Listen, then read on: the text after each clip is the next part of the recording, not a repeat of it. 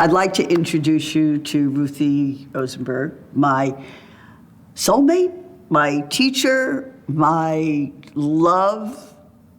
I can't possibly explain how much she means to me in my life and the journey we've been on together. And to watch the journey and to share the journey. I could not really be sitting here today had it not been for you and the family. You know when you're being taken in by a family and being cared for and loved, and I really do love the family. I feel like her daughter. That's kind of weird. I think that sometimes we meet very special people in our life, that we feel that we met them not only in this life, possibly many lives. So we have to be grateful that God put us on the same path together, because we feel the same. We have so many stories, and there's not enough. We're not going to tell. There's not enough hours in the day to tell the stories that have proven to both of us how much we belong together. And with that, I'd like to introduce you to my husband's studio and his work. And my husband was an artist and a sculptor. His little sculpture, and for any of you who know the Big Apple. And this is Urban Zen, but really the Stephen Weiss studio, where he did all his work. But probably the most important piece of work, which relates to what we're discussing today, is a piece of canvas that's on top of the fireplace. And Stephen put the canvas outside, and he said, "Talk to me." So for a year, the canvas stayed outside, and it was spoken. And I look at it, and he looked at it, and we saw a body, and we saw 2 lungs. This was prior to him being diagnosed with lung cancer. So the spirit that sits here in the room today and every day is why I call this Urban Zen, a space and a place for people to come together who want to collaborate, who want to communicate, and create a community. Because for me, community is so important. I'm probably sitting with the woman who's taught me everything that I'm talking about right now. I see you as my teacher of life. I think I would like for you to tell people today, how do you phrase... I see you as my teacher too. What? I see you as my teacher too. Me? Yes, we have to learn from each other. There's no one teacher and one student. We are all teachers and students in life. That is true. And that you did teach me. I'm looking at the picture, and really it's impossible not to see the lungs. But one of the things that I learned, and I'm happy to share with other people, is the fact that our mindset, creates a reality. And sometimes it takes a long process before you actually connect the reality that you live in and what existed in your mind before. And when you look at this picture, you could understand that somehow Stephen already knew. He was already part of a reality that is about to come out. And it's interesting to see that these days science actually proves it to be true. And if we start to make the connection between our thoughts and the reality, this is the essence of spirituality. That in the foundation of spirituality, it's your mindset that creates the reality. That might seem difficult for a lot of people to understand. And it also may sound as if Stephen thought about it and created it because it existed in his mindset. And that's not what I'm saying. What I'm saying is that we see ourselves, perceive ourselves separated from the reality.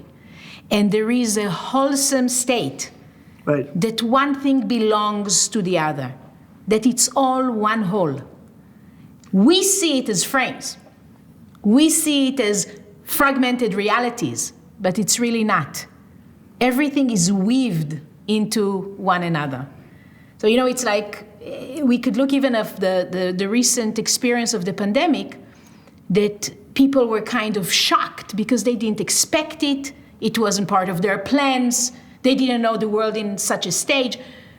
But what we learned from it is that we have some false certainty about life. We think we see it all. We don't see. We see only fractures of it. So there is a whole dimension of existence around us that the more we are aware, the more we put our mindset in the center of our life, the more is exposed to us. You know, as we sit here with the pandemic today, here is Urban Zen, a space and a place to create a community, to create the change. Change within ourselves, change that is needed, change and growth and teaching. And all of a sudden, I got closed down.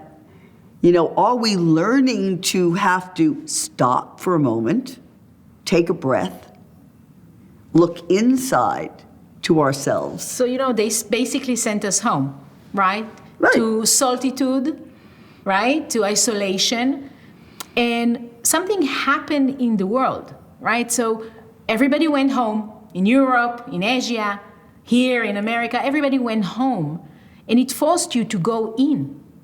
It forced you to look at yourself. If you look at ancient times, you see that prophets actually found prophecy, could see the future, could see more about life when they went in, when they went to that place of solitude. So I would actually say this is a good lesson for humanity to actually practice it on a regular basis, maybe in your birthday. Go in.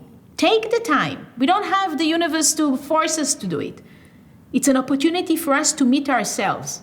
You know, the sages are actually saying that we need to schedule a time on our calendar to be with ourselves, to put our mind in the center of our life, to reevaluate, to use critical thinking, to examine my choices. It's not an obvious. We don't do that. The pandemic also forced us to be humble.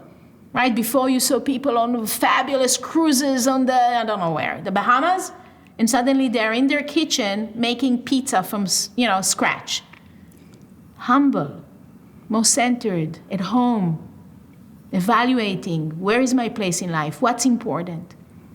There's a lot of value, a lot of meaning that we can not only suffer through now, but maybe take on with us into life.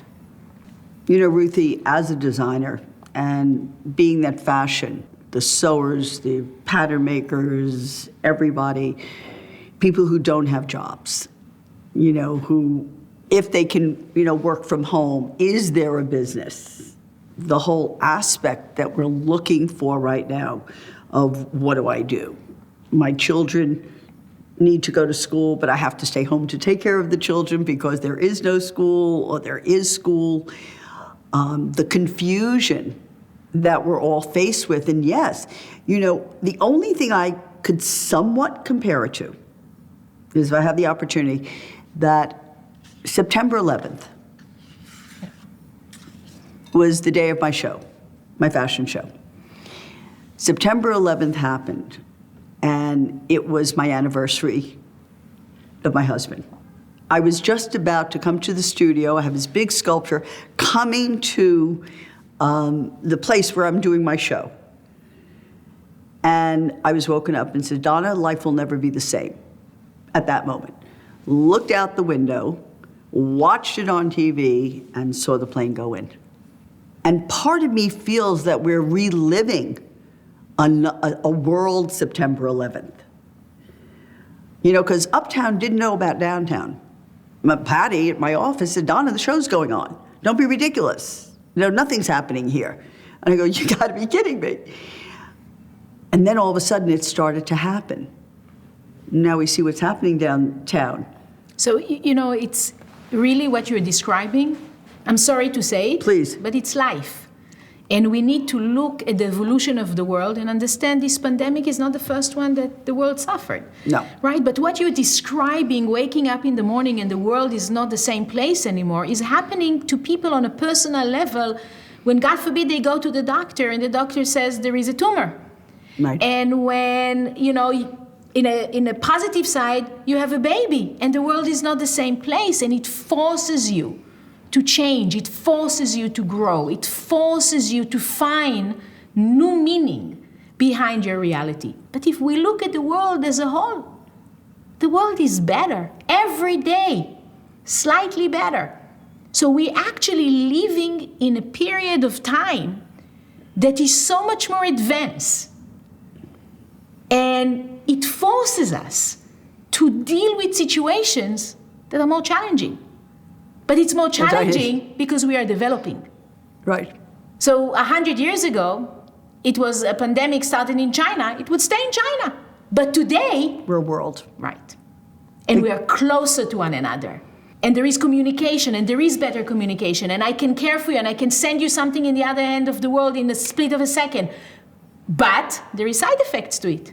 It comes with a pandemic. All right, we'll deal with it. It takes the world to another level. Absolutely, there is a lot of pain attached to it, right? I suffered from it myself. As my family, my husband was in the hospital. It wasn't easy. But there is so much good that we need to praise in the world. We need to learn to praise the bad too and see how it forms us to become better people as well. You showed me Israel for the first time, and I was blown away. I had no idea. You know, I'd heard about Israel and thought about Israel, but of course you saw Israel through a different perspective than I had. I had seen it from the fashion school, but not Israel as the soul of Israel. And I really want you to share that a little bit with the people today. So I think there is like a reality in which we form opinions and thoughts. We learn them from history books, we read about them in the news. And there is a total different experience, right? It's like my famous line about people saying how they feel for other people, right? Yes. You know, in Second World War, Nazism was spreading all over Europe.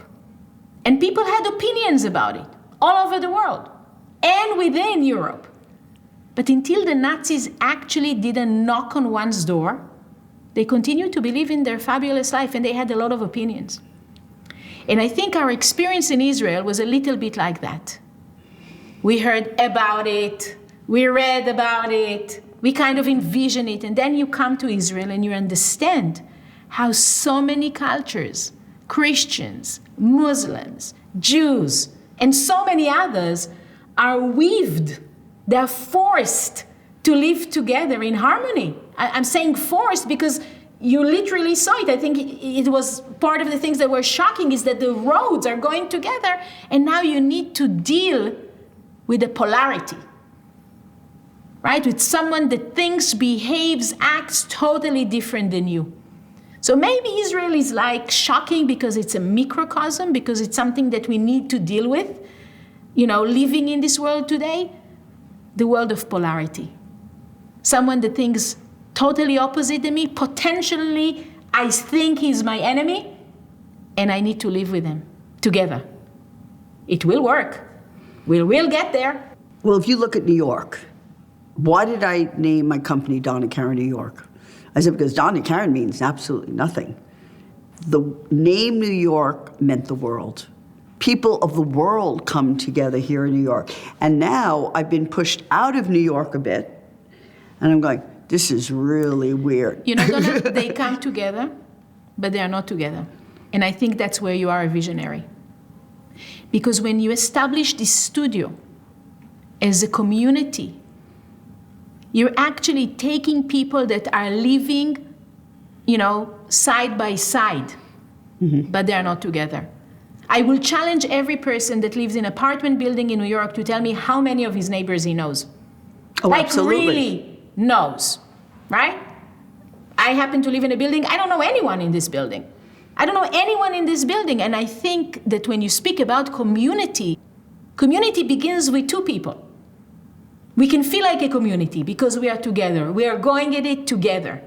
So I think there is a vision in what you're saying. Yes, in New York, there is many people from all walks of life. They are not in a place that they are experiencing togetherness. You remember after 9/11, right? We were standing, holding hands.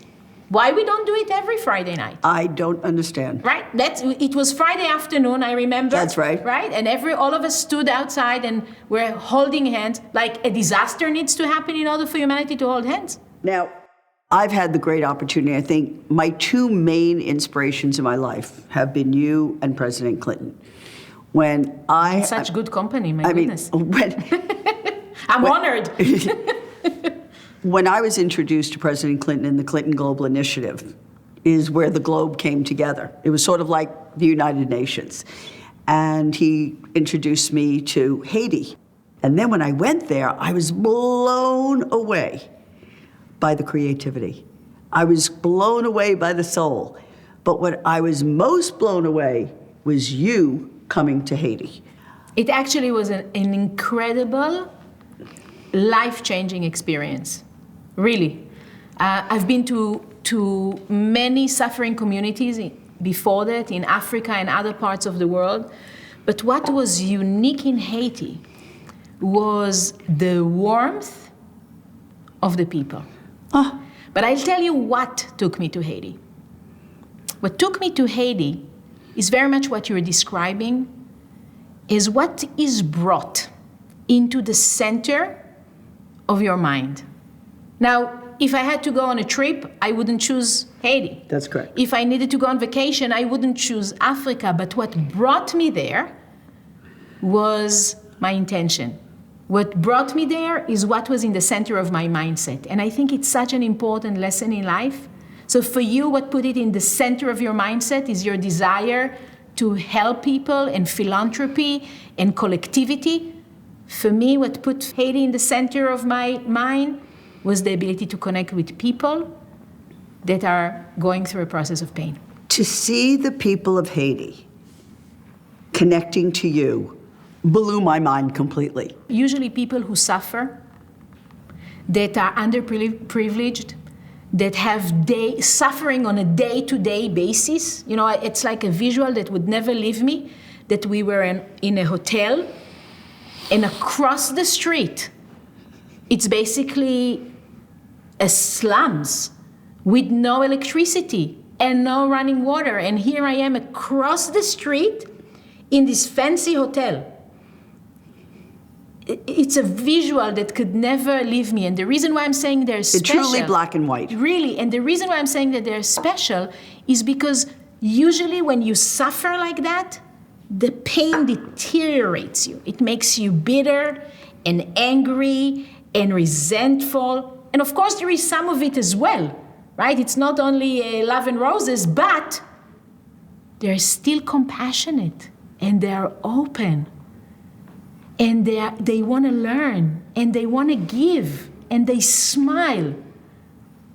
It's incredible. But don't you see it similar to the kibbutz? Conceptually. Yes. Again, creating a community. How the kibbutz is a community. How I go to Africa and I see the communities in Africa and Ethiopia. Remember, Donna, that the word community, and you know that I'm a great... advocate for dropping self-righteousness. What do I mean by that? The word community is a big word, and it sounds so sexy. Get people together, mind like everybody thinks the same thing, and we're gonna go together towards the same goal. Each and every one of us, in the center of his life, is his own desire. Community is a big deal. It's a spiritual challenge that we should take on. People should live within communities and understand who their people are. Right. But understand that it's taking two sets of desires, two sets of intentions. Everybody has ulterior motives. And now we're gonna work on ourselves a little bit so we can come together. A community is not so easy as the word sounds, or the utopic aspect of it. It's people that are really willing to see the impact of another person on their life. I think that's the beauty also, is you think you know somebody, but you don't. And the opening up of that person and finding a safe ground to talk, to communicate, to learn, instead of having this huge environment that you kind of feel like you're part of a community, but you're one little piece, and there's this bigger thing. You don't really relate to anything. You're not relating to them. Yeah. But here, when the energy comes together, I see connection I see it's not all so different.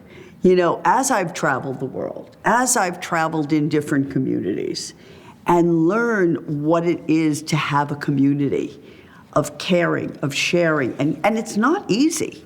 I am not saying communities are easy, because when you get right down to it, you're responsible. You become a responsible community, whether it be the food or the health care and the crisis that's happened just now with the people who live out in South America, you know, in their communities, which I've just visited, and they were all hit by the virus, and there was no way for them to be taken care of.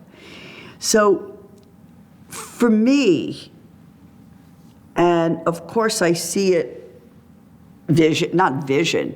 dream, not necessarily my lifetime, but what my husband did, he put a dot on the piece of paper, and every dot was independent, and then he connected the dots.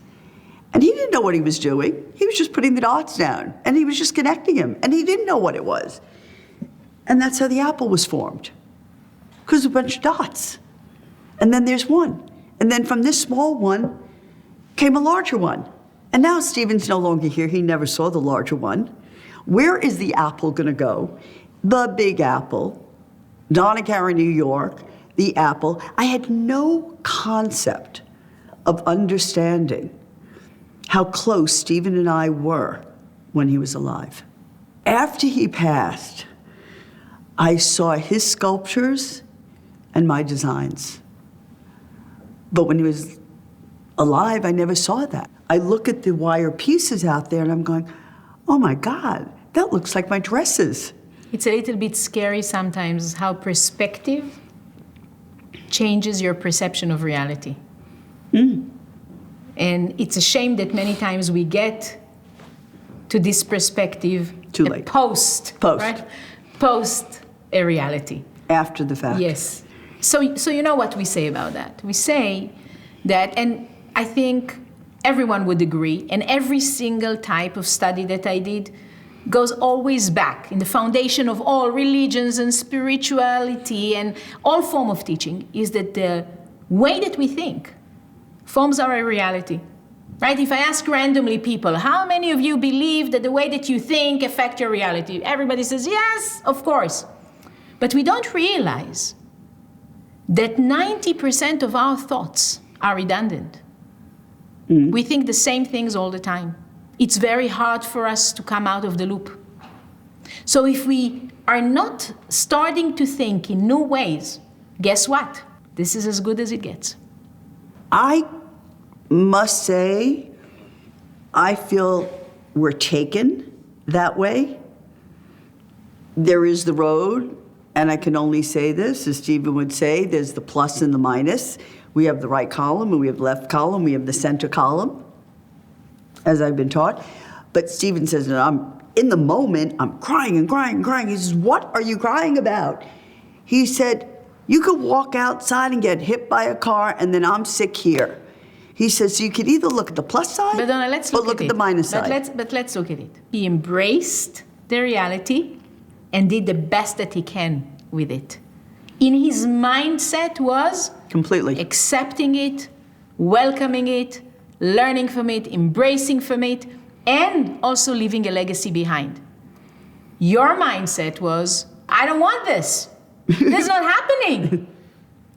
So what I'm actually saying is that in the center of our reality, what we experience in life, there is the most important book I think that was ever written, Man's Search for Meaning.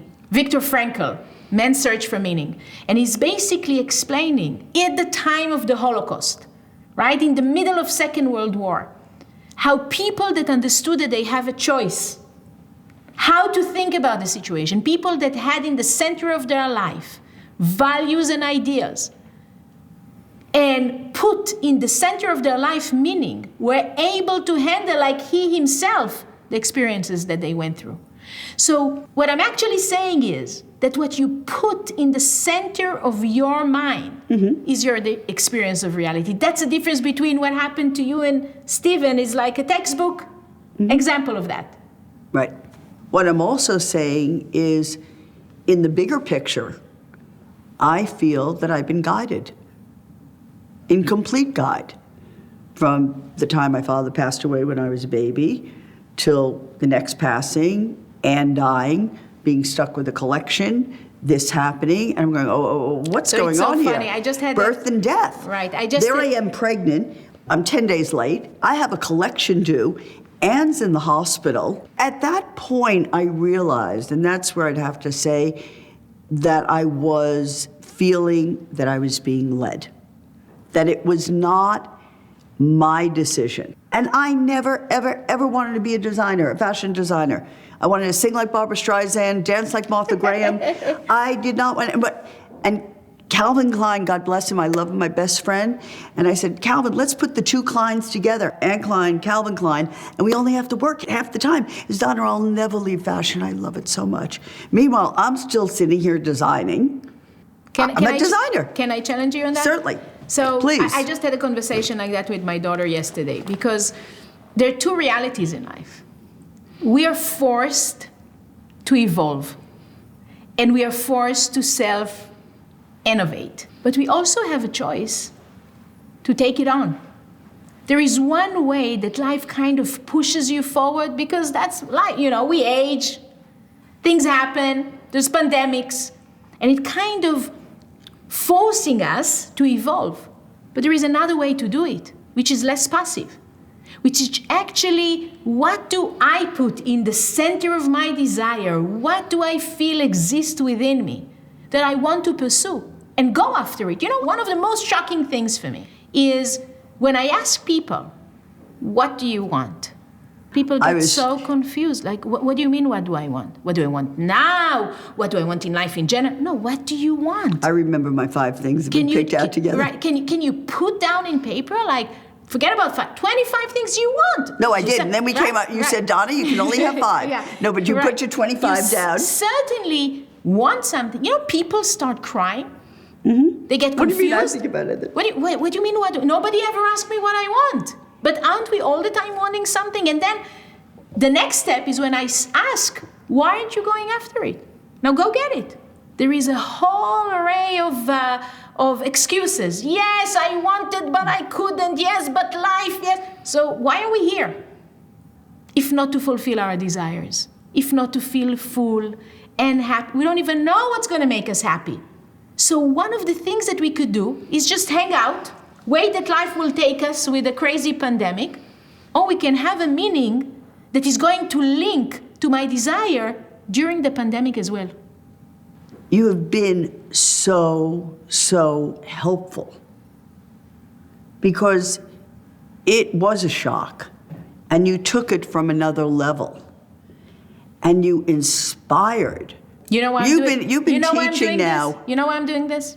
Because it allows me to keep myself in check.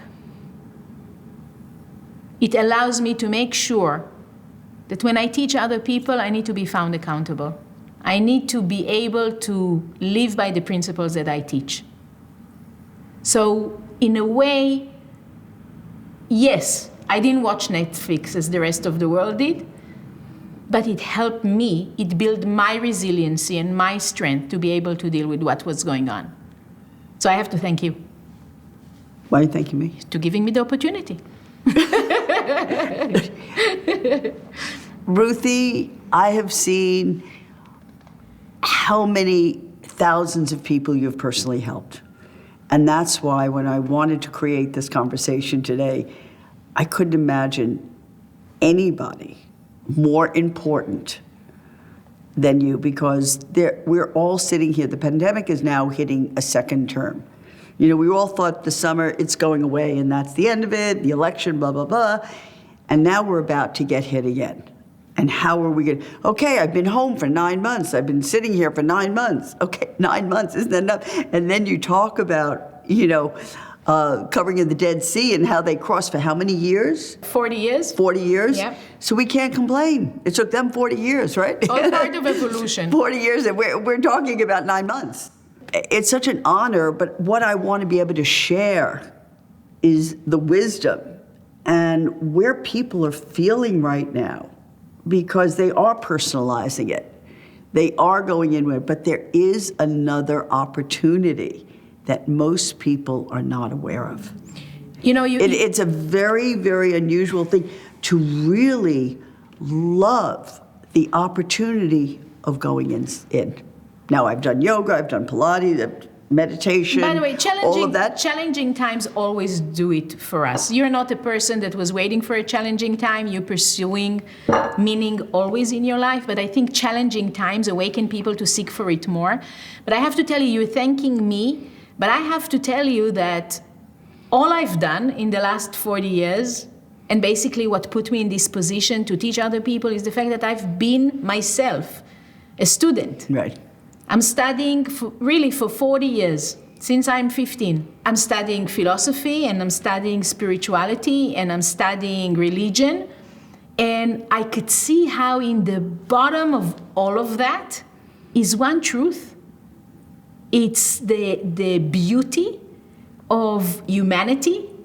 And I've been very lucky that I've been studying and having fun, but I've been lucky to be surrounded with people that want to hear from me what I'm studying. So all I do is just show up, but I share things that I study from others.